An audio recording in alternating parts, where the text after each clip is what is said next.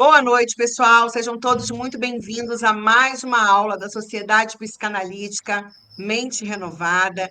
Esse é o nosso segundo encontro, onde falaremos a respeito dos fundamentos de psicopatologia psicanalítica. Na semana passada, nós falamos a respeito das neuroses, falamos a respeito das psicoses, e hoje nós iremos falar das perversões. Mas antes, para poder a gente refrescar um pouco sobre o tema, né, que nós estaremos abordando hoje, vamos entender primeiro o que é a psicopatologia.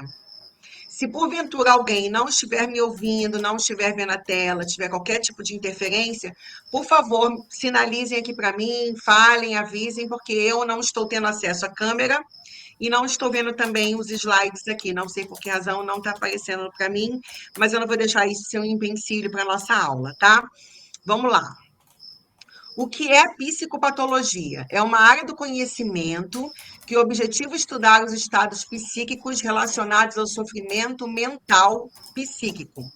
É a área da medicina, da psicologia e da psicanálise que tem como objetivo fornecer a referência, a classificação e a explicação para as modificações do modo de vida, do comportamento e da personalidade de um indivíduo, que se desviam da norma ou que ocasionam sofrimento e são tidas como expressão de doenças mentais.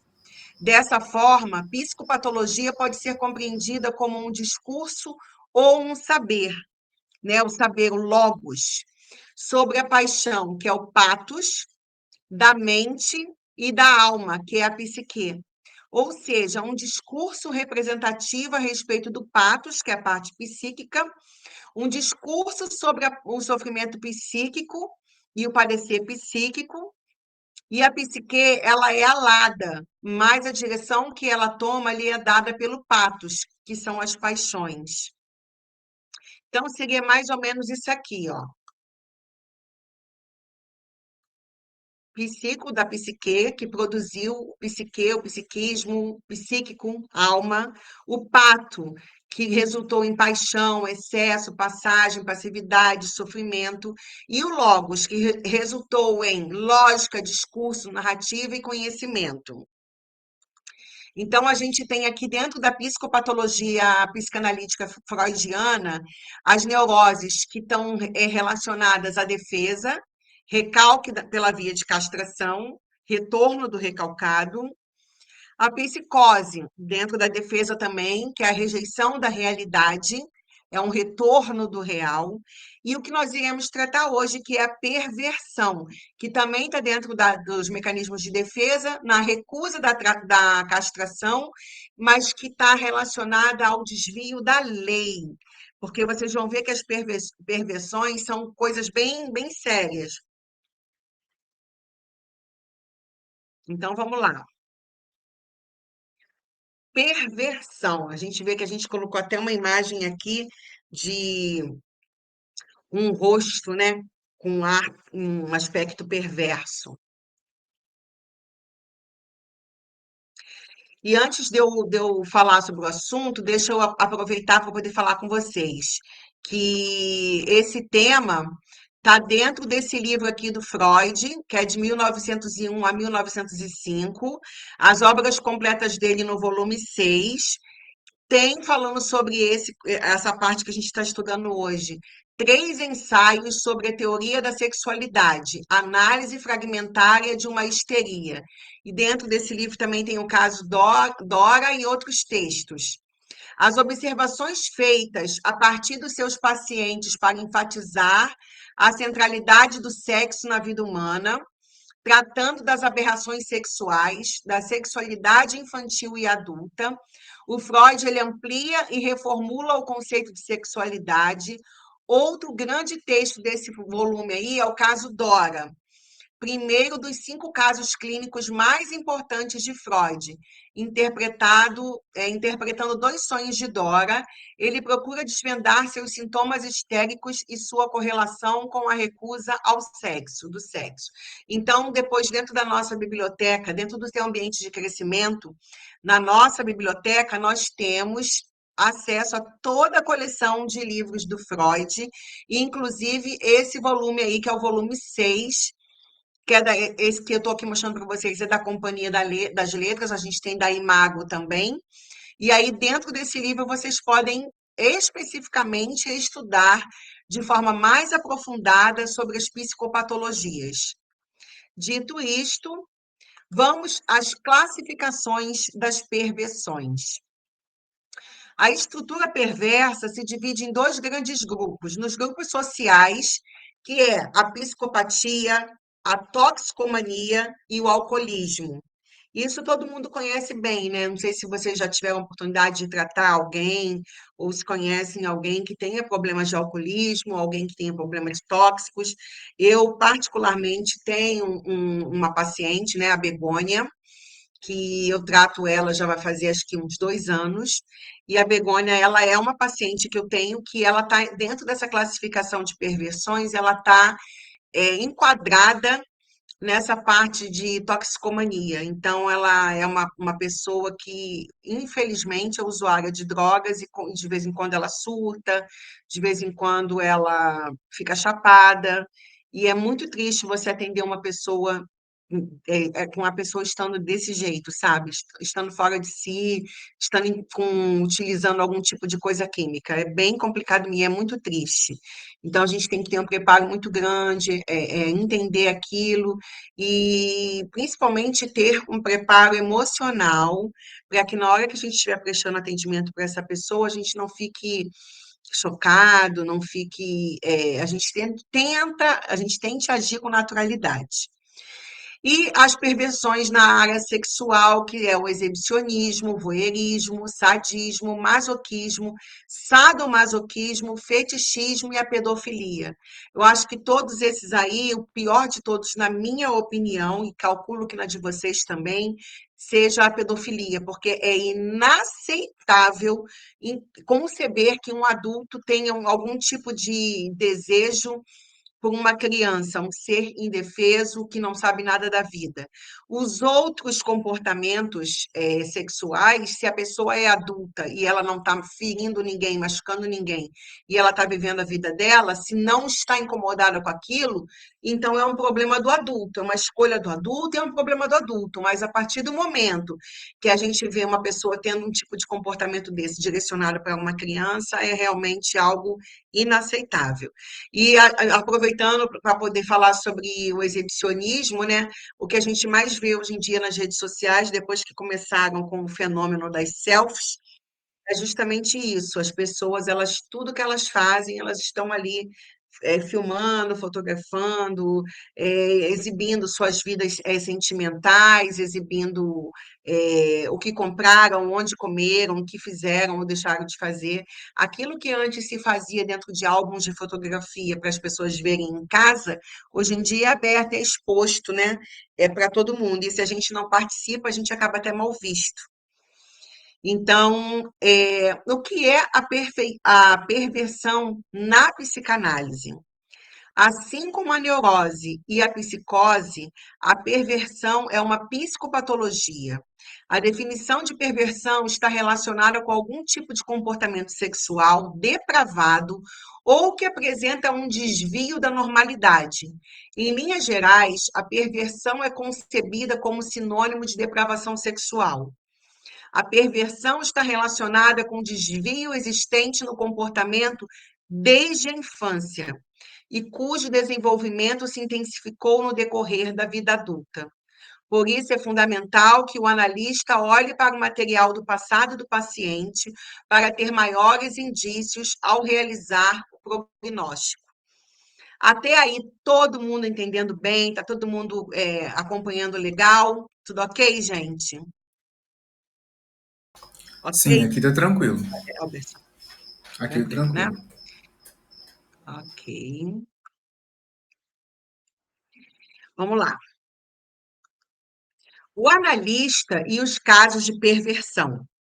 Analisar os casos de perversão não é uma tarefa fácil. O analista precisa identificar uma série de elementos para entender como essa psicopatologia está intrínseca na personalidade do analisando, a fim de orientar um tratamento adequado. Quando se trata da sexualidade, os indivíduos ditos perversos se interessam pela utilização de objetos na prática sexual, fantasias, dentre outros elementos. Na perversão, há um desprezo pelas leis e não há preocupação com a moral. Além disso, é preciso observar os sintomas que se manifestam no quadro de perversão. Dentre os principais sintomas, destacam-se o comportamento manipulador, compulsivo e sedutor. Geralmente são pessoas que gostam de dissimular e não sentem nenhum remorso ou culpa pelas suas atitudes. O que a gente mais tem ouvido falar hoje em dia, né, é sobre relacionamentos tóxicos, sobre pessoas narcisistas, pessoas que não têm um pingo de compaixão pelo outro. Aí a gente começa a ver dentro do setting analítico várias pessoas reclamando do comportamento sexual de seus parceiros, reclamando que as pessoas são frias, que elas se envolvem no relacionamento por um tempo e depois começam a querer introduzir na relação outros elementos, outras práticas, coisas que são vistas normalmente pela sociedade como fora do comum. Então, muitas pessoas, às vezes, chegam para poder serem atendidas pelo psicanalista com muitas feridas emocionais, achando que ela tem um dedo podre, achando que ela tem algum tipo de problema, que ela fez alguma coisa, que ela sinalizou alguma coisa, porque aquela pessoa só consegue se relacionar com ela se ela fizer isso ou aquilo outro. Então, é muito importante o psicanalista ter o conhecimento dessa área, ler bastante, né, ver na literatura de Freud do que se trata as perversões, ver do que se trata a neurose, a psicose, mas as perversões principalmente, porque para você conseguir trazer fazer ali, né, dentro do setting analítico, um trabalho junto com o seu analisando, que de repente seja essa pessoa que esteja sofrendo porque está numa relação assim, trazer para essa pessoa um pouco de tranquilidade e ajudar ela a entender por que que ela está numa relação dessa, por que que ela está admitindo determinada postura da pessoa que está com ela, e com isso ela entender os mecanismos de defesa, os mecanismos dela, não do outro. Às vezes, o nosso analisando, ele vem para o setting analítico trazendo muita queixa do outro. O outro fez isso, o outro fez aquilo, o outro se comporta dessa forma, o outro. E aí, a questão toda é levar essa pessoa a entrar em contato com seus próprios conteúdos para entender por que que esse outro tão perverso, com uma linha de comportamento tão diferente dessa pessoa que está ali na tua frente, por que que esse outro se aproximou do teu paciente, da tua paciente, por que que está ali se envolvendo com essa pessoa e exigindo dela coisas que normalmente ela não faria. Então, a gente tem que ter essa sensibilidade de fazer, de conduzir a análise, conduzir o nosso analisando, a entrar em contato com seus conteúdos recalcados, para que ele possa entender o porquê dele estar trazendo para a sua vida esse tipo de pessoa. Qual são os interesses do perverso? O perverso, ele apresenta um comportamento caracterizado pelo desejo, pelas práticas caracterizadas por um desvio das normas da sociedade. A perversão é uma psicopatologia que não tem cura. No entanto, o acompanhamento por um analista é fundamental para garantir o bem-estar e o controle dos sintomas do paciente. Em relação ao comportamento sexual, o perverso se interessa pelas seguintes práticas: fetichismo, exibicionismo, voyeurismo, sadismo, masoquismo, dentre outros. O comportamento de um perverso também pode ser identificado por atos de crueldade ou sociopatia. Normalmente, os pacientes perversos sentem um gozo pela crueldade em si. O analista deve prestar atenção em todos os aspectos da personalidade do paciente para identificar se é um quadro de perversão. O comportamento dos indivíduos perversos pode se manifestar pelos desejos e preferências sexuais diferenciadas. O psicanalista precisa avaliar como foi o desenvolvimento psicossexual do paciente ao longo de sua vida para entender a dimensão patológica da perversão e saber quais são as medidas e os cuidados necessários. Isso no caso de que uma pessoa que se identifica, né, que tem alguma coisa de anormal no comportamento dela, porque às vezes a pessoa, para ela, aquele comportamento é normal. E aí, dentro daquilo que ela, da pessoa com quem ela está se relacionando, a pessoa começa a reclamar, porque a relação está indo para um lado que aquela pessoa não gostaria de estar participando, não gostaria de estar ali envolvida naquilo. E aí, porque o cônjuge, o companheiro, a companheira, a pessoa com quem a pessoa está se relacionando, começa a reclamar, acaba exigindo que aquela pessoa vá fazer uma terapia, aí essa pessoa vem parar dentro do setting analítico e vem falar, olha, estou aqui, e aí ela vai enrolar um pouco para poder falar, e depois ela acaba, né, contando que ela está ali, porque a pessoa com quem ela se relaciona estava reclamando de tal e tal comportamento, mas que aquilo para ela é normal, que ela gosta daquilo, que ela sempre viveu aquilo, e que ela quer entender se ela tem algum distúrbio ou algum problema. Porque para essas pessoas que têm essa perversão, embora não seja uma doença, é uma patologia que ela não tem cura. É um comportamento que aquele indivíduo desenvolveu desde a infância e que na fase adulta ela encontrou ao longo da jornada pessoas que compactuaram com aquele comportamento, fazendo assim com que na cabeça dela aquilo fosse normal. Então, quando chega alguém para se relacionar com essa pessoa e começa a não aceitar, a não achar que aquilo é normal, essa pessoa acaba, às vezes, vindo parar aqui para poder fazer análise, mas não porque ela esteja incomodada, mas porque o outro, de repente, se incomodou e mandou que ela viesse. E aí, porque ela gosta desse outro, né? Porque ela tá ali com aquele parceiro ou com aquela parceira e quer continuar, ela quer encontrar um meio, descobrir dentro da sua jornada de vida o porquê dela ter desenvolvido aquilo e, de repente, começar a administrar melhor as suas perversões, seja elas lá quais forem. Então, vamos ver agora os tipos de perversões que existem. Dentre as mais comuns, temos o fetichismo, né? Que é a construção do fetiche, ela se funda no mecanismo de deslocamento e manutenção da contradição, marcando do perverso uma posição de mestre do seu saber e do seu gozo. A saída dessa recusa da renúncia à satisfação pulsional se dará de forma a substituir o pênis percebido como faltante na mulher por um fetiche. Não significa com isso que a pessoa que está tendo ali o fetiche esteja querendo ter relações com a pessoa do mesmo sexo, não.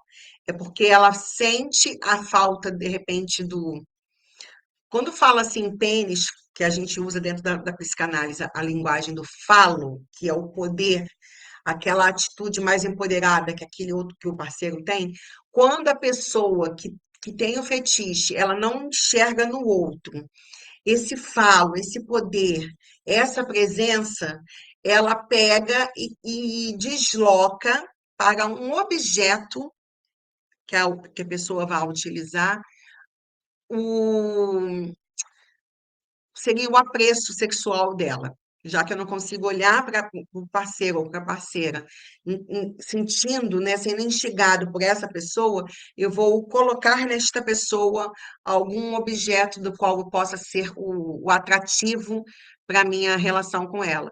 E aí, aqui eu tentei pegar leve, eu coloquei uma imagem que mais ou menos pudesse ilustrar alguma coisa que seja um fetiche, e aí eu coloquei até aqui uma echarpe vermelha no pescoço de uma mulher. Tem muitas pessoas que utilizam na hora, como a gente mencionou, né? As perversões estão muito voltadas para a área sexual. Então, tem muita gente que utiliza de é, roupas, fantasias, tecidos, lenços, coisas de seda, máscara, luva, vários objetos que sejam para poder utilizar ali para a sua prática do fetiche. É, é a modalidade que talvez seja mais facilmente relacionada ao sujeito que coloque-se diante do véu. O objeto de fetiche em suas variadas formas, pés, cabelos, calcinha, ou até o curioso brilho do nariz, descrito por Freud no texto sobre o fetichismo. Indico vocês a depois pegarem na internet e pesquisarem sobre esse texto dele. É colocado sobre a falta fálica e o anteparo de sua imagem é o próprio sujeito captado por ela. A desmentida surge também com um caráter de defesa e proteção narcísica do próprio sujeito. Se a mãe é castrada, é porque alguém a castrou. É possível, portanto, que ele também venha a sofrer a castração. Ao estabelecer um substituto do pênis materno que tape a sua falta, o sujeito distancia a possibilidade da sua própria castração. Fica claro que há também o medo da castração, sendo este o fator impulsionador da escolha do objeto de fetiche ou das outras formas de estabelecimento do sintoma através do processo da desmentida. Aqui, quando fala em castração, gente, lembrando das fases psicossexuais da criança, lembra quando a criança está se desenvolvendo e que o menino, às vezes, ele olha ali para o corpo dele, olha para o corpo do pai, ok, tá semelhante. Mas aí, às vezes, ele vai tomar banho com a mãe, ou vai tomar banho com a irmã, ou observa o corpo de uma amiguinha, um familiar do sexo feminino, e ele leva um susto. Porque ele observa que a menina e que a mãe, ela não tem pênis. Será que alguém cortou o pênis dela? E se alguém cortou o pênis dela, será que vão cortar o meu também? Então, para que não corte o meu, eu vou distrair alguém utilizando um outro objeto para que esse objeto chame mais a atenção do que a pessoa centralizar a atenção dela no falo, no pênis dele. Então, é daí que vem, desde lá de trás da infância, é daí que vem esse deslocamento que a pessoa começa a colocar e aonde ela começa a introduzir um fetiche para tapar essa coisa que ficou instalada lá na sua cabeça, na sua memória, lá desde a infância. Ainda dentro do fetichismo, assim, frequentemente, os perversos, eles concentram sua libido em um único símbolo valorativo, que independe da pessoa que o carrega. Pode ser uma característica de uma parte do corpo, algum adereço, cheiro ou qualquer forma a ser percebida e atribuída de valor. Em seu pequeno trabalho dedicado ao fetichismo, o Freud propõe que a chave dessa forma de perversão se encontra justamente em uma duplicidade de atitudes diante da castração da figura materna. Reconhecimento e repúdio a um só tempo. Não se trata de uma degeneração ou de incapacidade constitucional de síntese, mas de um processo de defesa. Uns anos atrás, eu atendi uma moça, uns 3 anos atrás, mais ou menos, eu atendi uma moça que ela trouxe para a reclamação dela, a angústia que ela veio para poder trabalhar em análise, era o quanto ela sofria pela vida sentimental dela, que era bem conturbada, só arrumava namorados como problemáticos. Aí um dia ela trouxe para mim um caso de uma pessoa com quem ela namorou, que o rapaz e ela trocaram durante um tempão mensagens, porque se conheceram no aplicativo, conversaram durante muito tempo, e aí ali pelas conversas estava ótimo o relacionamento. Aí depois marcaram de se conhecer. E no dia que se conheceram pessoalmente, ela foi bem arrumada, ela foi com vestido e tal, e ela conta para mim que na hora que ele bateu os olhos nela, a primeira coisa que ele foi olhar foi para o pé dela. Ela estava com salto alto que deixava os dedos de fora, tipo o tamanquinho que nós mulheres costumamos usar, e ela disse que ela estava com aquele salto alto, tal, e ela tinha se produzido, estava com as unhas feitas, toda cabelo arrumado, bem maquiada, mas ela fala que o que mais ficou ela quando ela se encontrou com o rapaz foi o fato dele ter ficado ficcionado, né? É ficcionado o nome? Não sei a palavra correta. Fixado. De vez em quando dá tilt aqui, gente. ficou fixado nos pés dela e ficava elogiando: Begônia, que pé lindo! Begônia, que pé maravilhoso! Begônia, que não sei o quê. Ela estava já morrendo de vergonha e ela disse que sentou com ele no restaurante para comer e disse que ele posicionou a cadeira num lugar onde o tempo todo ele ficava, ele conversava, falava com ela e tal, mas daqui a pouco dava 2 minutos, falava no pé dela de novo. Aí ela falou: Soraya, eu fiquei apavorada com aquilo, que eu falei: ué, eu me maquiei, me arrumei, tanta coisa pro cara elogiar, e ele ficou fixado nos meus pés. E o tempo todo naquilo ali. Aí eu expliquei para ela: existem pessoas que têm um fetiche, e o fetiche desse rapaz em questão era o pé. Por quê? Naturalmente, eu não pude dizer com toda. eh,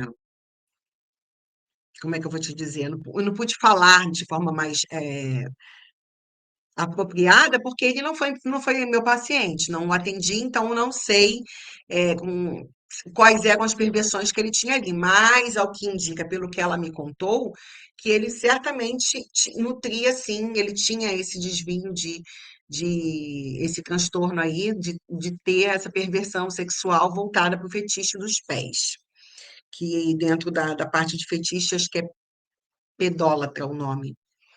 Então, tem gente para tudo. E tem a outra parte das perversões também, que é o masoquismo, né? Nesse, o sujeito também situa-se diante do véu. Essa modalidade perversa, ela é descrita por Freud em seu texto Espanca-se uma Criança, de 1919. O outro possui o símbolo fálico e demonstra sua potência na subjugação do sujeito.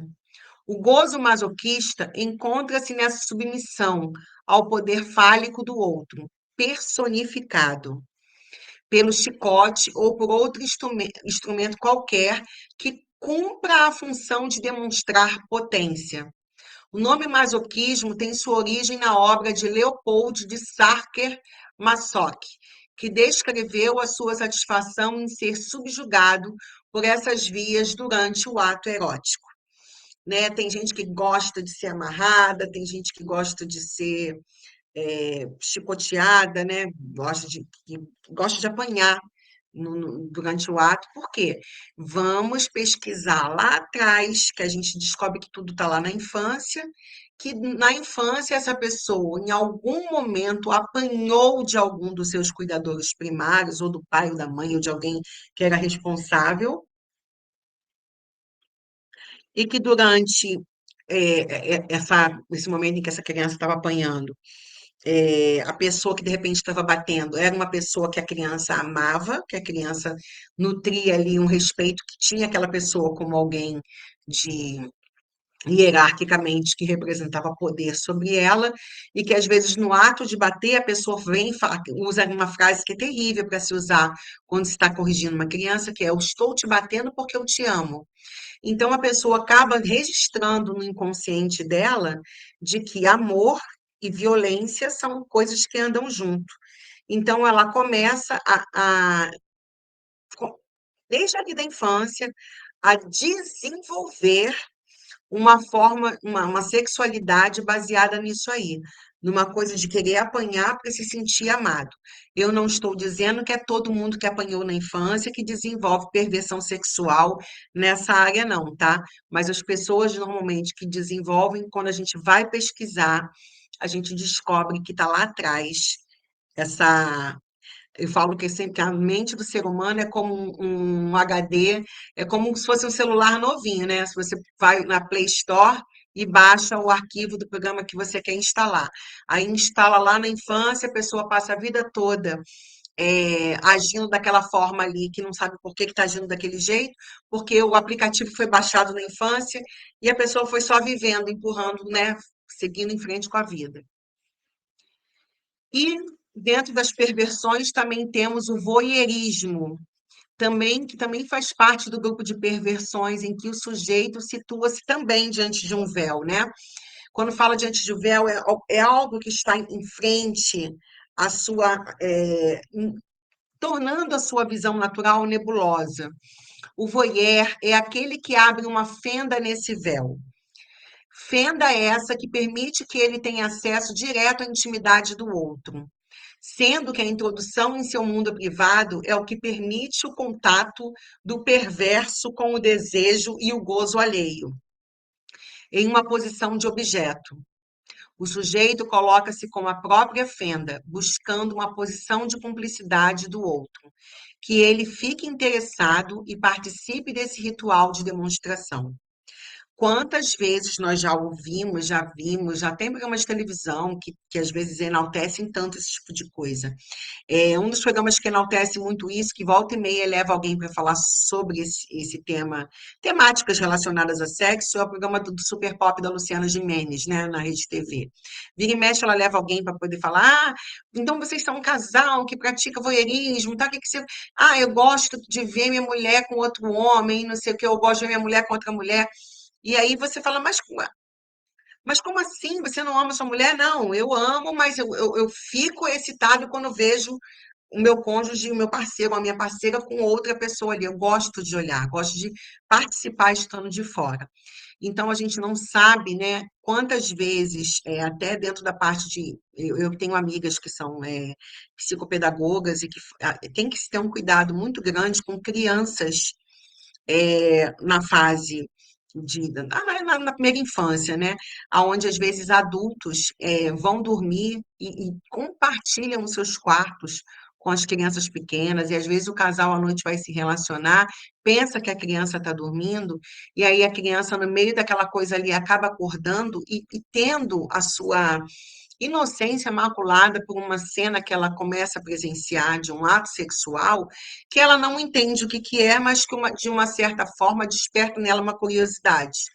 E muitas pessoas que hoje em dia praticam o voyeurismo são pessoas que, em algum momento lá na infância, de alguma forma estiveram do outro lado, vendo, de alguma forma observando, seja por descuido de alguém, porque entrou num quarto sem avisar, sem bater a porta, e ali presenciou uma cena, e aquilo despertou uma curiosidade, despertou a libido da pessoa, e a pessoa continua desenvolvendo isso na sua vida adulta, muitas porque também têm acesso a material pornográfico, e aí vão desenvolvendo e continuam vivendo isso aí. E aí essa pessoa acaba entrando dentro desse grupo de perversões.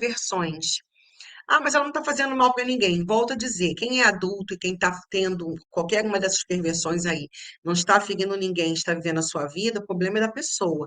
Agora, a partir do momento que ela cai no setting analítico para trazer esse incômodo, esse relato para você, você precisa estar preparado para entender do que se trata, tratar com naturalidade, porque é um objeto científico de estudo para a gente, e tentar ver como você pode, através da terapia, ajudar essa pessoa, né? Através do setting analítico, fazer com que ela entre em contato, né, com os conteúdos recalcados na sua infância e com que ela venha administrar melhor a forma como ela está conduzindo a vida. Dentro também das perversões, nós temos o transvestismo, que diz respeito a uma identificação do sujeito com a mãe, que tem o falo. A mãe, para o menino, representa a figura de poder, só que sem o falo, sem o pênis, né? Cortaram o pênis da mãe. E aí, o que levaria o menino, né, o sujeito, a utilizar roupas femininas. É mais uma maneira de esconder a falta do objeto.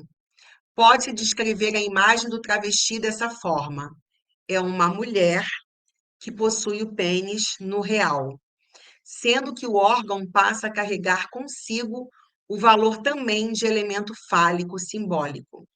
Porque normalmente o travesti, claro que hoje em dia a gente que é adulta, a gente sabe que existem pessoas ativas, passivas e tal, mas normalmente o travesti ele é uma figura feminina que possui o pênis, mas que muitas das vezes ele não vai utilizar aquele pênis ali como um objeto de uso sexual dele.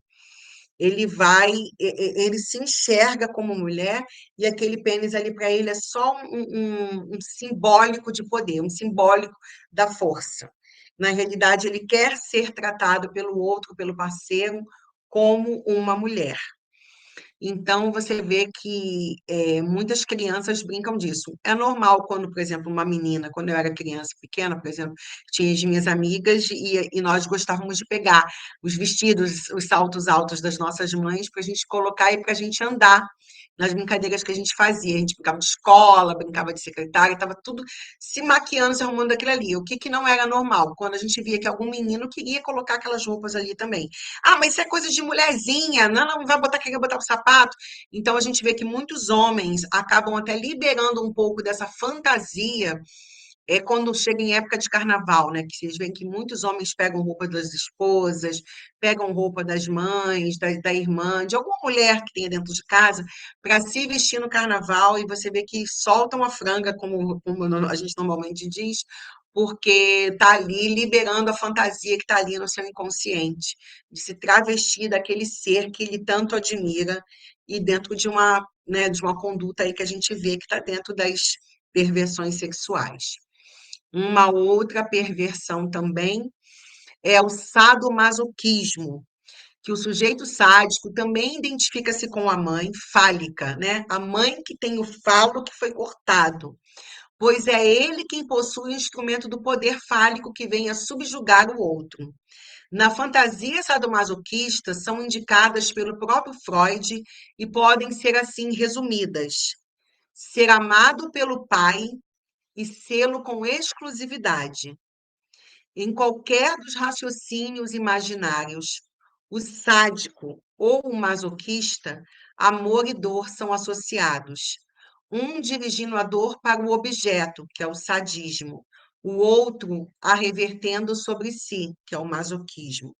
Não vê que às vezes a gente às vezes utiliza esse termo assim, a pessoa namora com alguém que só maltrata ela, que só bota ela para baixo, que termina e volta aquele relacionamento doentio. E aí a gente às vezes fala assim: cara, larga essa pessoa, parece que é masoquista, gosta de sofrer. E aí a gente fala isso até dentro da linguagem do senso comum, né? Sádica, a pessoa tá ali te chifrando, te batendo, te humilhando, e você toda hora perdoa e toda hora volta. É porque dentro do inconsciente daquela pessoa, ela não sabe. De uma certa forma, ela desenvolveu aquela perversão do sadomasoquismo, que não quer dizer que é só sadomasoquista quem está só na prática ali utilizando chicote, coisas para apanhar. Tem gente que é sadomasoquista nas relações que vive, porque tolera coisas que machuca, tolera coisas que denigre ali a imagem daquela pessoa e ela vai e volta, porque para a cabeça daquela pessoa, o sofrimento e amor são a mesma coisa. Então, se o outro está me batendo, se o outro está me fustigando, se está me humilhando, mas se volta para mim é porque me ama. Então, a cabeça da pessoa vai entrando nessa coisa doida aí, nesse pensar totalmente disfuncional. Até a gente conseguir entender, dentro do set analítico, trazer essa pessoa para entrar em contato com o seu inconsciente, para ela ver que aquilo ali não é amor, a gente, né, fica um bom tempo ali vendo, né, como a gente às vezes vê até nas relações que a gente tem com pessoas amigas, por que que essa pessoa está tolerando isso? Por que que essa pessoa está se submetendo a isso? Talvez porque lá na infância dela, ela tenha vivido alguma relação assim dentro da sua família primária, né? Na sua infância primária, na sua família primária, ali nos educadores que cuidaram dela, alguém bateu, alguém humilhou, alguém ofendeu, mas alguém cuidou muito e amou muito, então a pessoa acaba mesclando isso aí. Dentro das perversões também nós temos o narcisismo, tá? E não é essa coisa que todo mundo virou aí do senso comum, que todo mundo, fulano é narcisista, fulano é narcisista. Vê, olha, deixa eu te contar um negócio. Você que é psicanalista, fulano, amiga minha, amiga do tio, do primo, do cunhado, do meu amigo, namora uma pessoa que faz isso, isso e isso. E ainda é narcisista? Eu já falei para ela que é narcisista, não é? Então, as pessoas, virou um negócio assim, muito modismo, né? Tudo, as pessoas não sabem nem qual é a história do mito de Narciso, não sabem como é que isso é sério, e aí saem catalogando as pessoas, né? Colocando rótulo em todo mundo, fulano é narcisista, quando, no entanto, às vezes a pessoa tem outros tipos de desvio de conduta e de mau caratismo, ou é uma pessoa ruim, não tem nada a ver com narcisismo. Mas o narcisismo, do ponto de vista da psicanálise, o narcisismo é um elemento fundamental para a composição da identidade, ou seja, da forma como o indivíduo se enxerga perante o mundo, no qual o uso do outro como um objeto para si se dá pelo poder e domínio sobre o outro. O primeiro ato narcisista que todos nós, seres humanos, temos é o nosso ato quando a gente é um bebezinho, que a gente está ali sendo amamentado pela mãe, e aí a gente olha aquele seio ali e aquela mãe ali, ela é só nossa. Aquele objeto ali é o meu objeto de satisfação, é o meu objeto que me alimenta, me traz conforto. Então, dentro da primeira infância, dentro da nossa concepção como seres humanos, todos nós um dia fomos narcisistas, porque no nosso mundinho de criança, tudo girava ao nosso redor. A gente chorava, alguém ia lá e trocava a nossa fralda. A gente chorava, alguém ia lá e nos dava de comer. A gente chorava, alguém ia lá e nos dava banho. A gente chorava, alguém ia lá e nos acalentava, né? Então, ali era um narcisismo primário, mas de uma forma positiva, porque a criança não tem ainda, não sabe diferenciar ainda o que que é ela e o que que é o outro. Ela só enxerga que aquele objeto ali, naquele momento, está satisfazendo todas as necessidades dela. Então, ela se vê como muito importante. Vamos lá. A perversão narcísica, ela refere-se a uma falha narcísica inicial, a partir da qual o sujeito, ao invés de voltar-se para si, busca no poder exercido sobre o outro uma forma de sustentação e preenchimento do seu próprio narcisismo. É como se a pessoa não tivesse saído dali daquela fase da infância e ela continuasse toda a sua trajetória de vida acreditando que o mundo gira em torno dela, que as pessoas estão ali para satisfazer as vontades dela, as necessidades dela, que está todo mundo ali, tá ali para supri-la de alguma forma, de uma forma ou de outra. Então, dentro das perversões, o narcisista é isso. Tanto que dentro do transtorno de personalidade narcisista, a gente vai pegar ali que a pessoa, ela utiliza, ela suga tudo do outro, e depois que ela sugou bastante, deixou o outro sem nenhum suprimento, ela descarta e vai em busca de uma outra pessoa para suprir as demandas dela. Então, aí sim, é uma pessoa com transtorno de personalidade, que aí ela bombardeia ali a pessoa com amor, com palavras e com coisas, depois que ela suga tudo da pessoa, ela começa a descartar com palavras, com atitudes e com desprezo mesmo, é o famoso descarte. Mas isso aí é para uma aula, né, posterior, para um assunto posterior, mas é basicamente para a gente entender isso. Psicopata, que também está dentro das perversões. Psicopatia, sociopatia ou transtorno de personalidade social é um comportamento caracterizado pelo padrão invasivo de desrespeito e violação dos direitos dos outros que se inicia na infância ou no começo da adolescência e continua na idade adulta. A psicopatia é um transtorno mental comum, caracterizado por traços de personalidade que incluem egocentrismo, falta de empatia e remorso, além de comportamento antissocial, com dificuldade de inibir ações prejudiciais às pessoas. Apesar disso, não é considerado uma doença. Então, psicopata não é uma doença. E aí, até saindo um pouquinho da esfera da psicanálise, como eu também tenho formação em neurociências e comportamento, dentro das neurociências, a gente estuda muito o cérebro humano e o comportamento a partir do funcionamento cerebral. Então, eu até trouxe aqui para corroborar com essa aula só um pequeno pedaço que é uma foto do cérebro de um psicopata, né?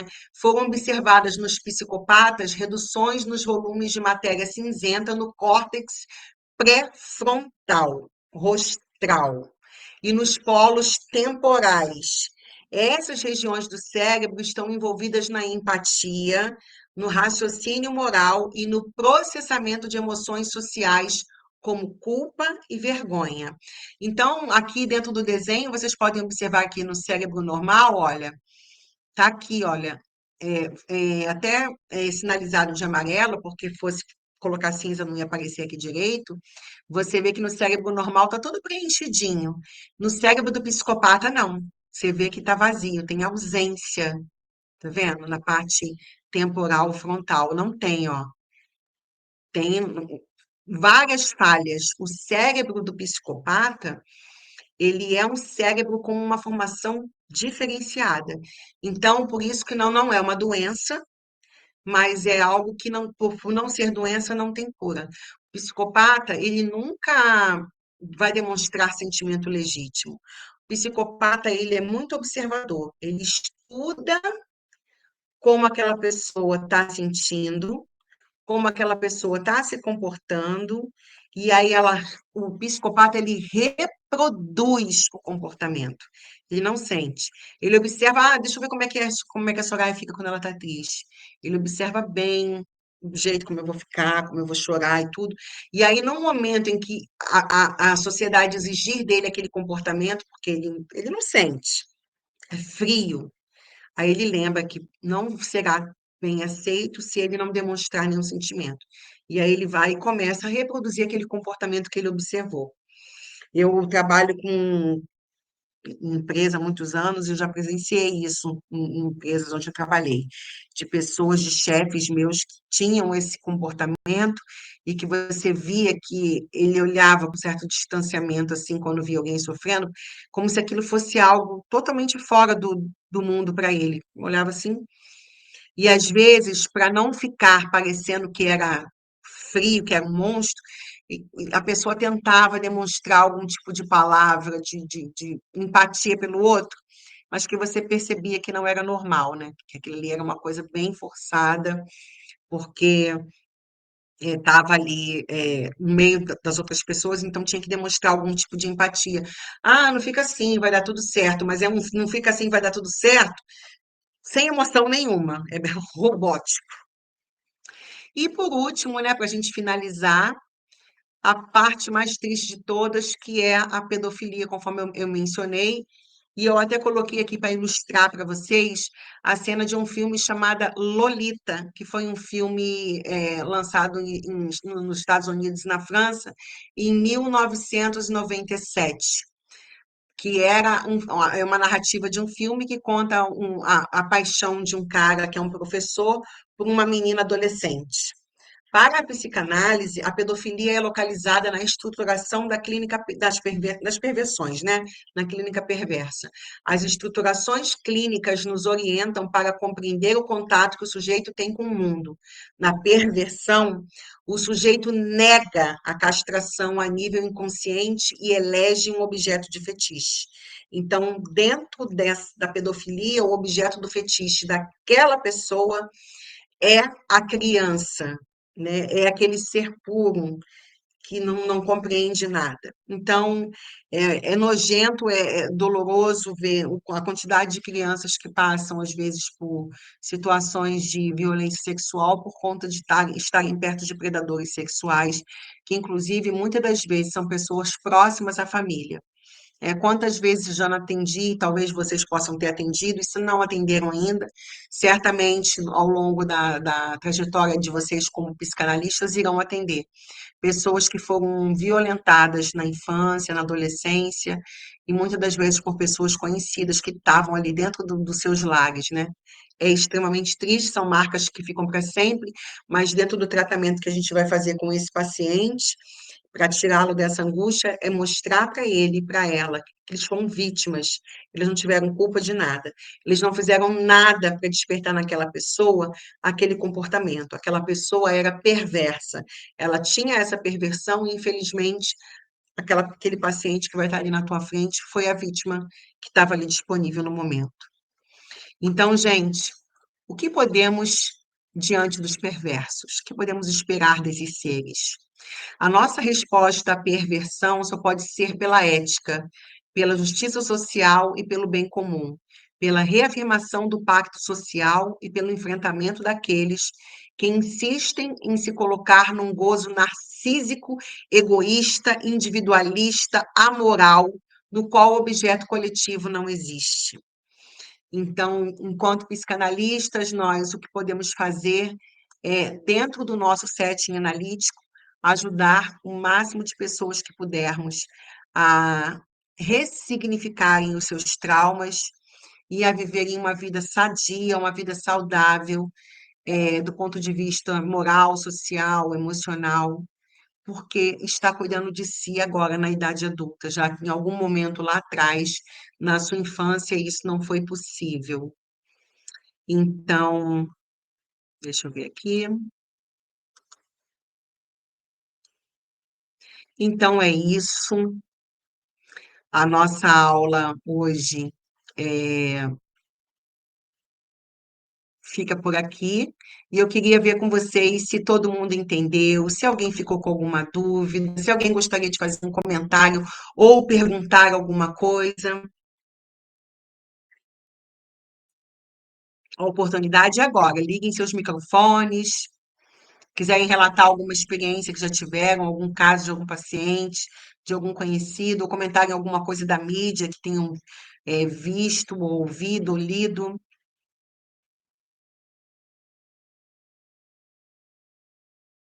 Então, Beatriz, eu vou disponibilizar para o Elberson. Elberson, você já colocou a lista de presença da aula?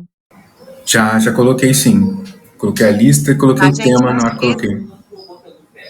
Então, vocês coloquem, por favor, assinem, não esqueçam de assinar a lista, porque eu vou disponibilizar os slides para o Elberson, para ele poder passar para quem estava presente nas aulas, tá? Que aí vocês vão ter acesso ao material para vocês ficarem com ele, com esse material com vocês. Mas é só para quem está presente na aula. Quem não veio, vai ficar, né, só com a aula que vai assistir depois gravada mesmo.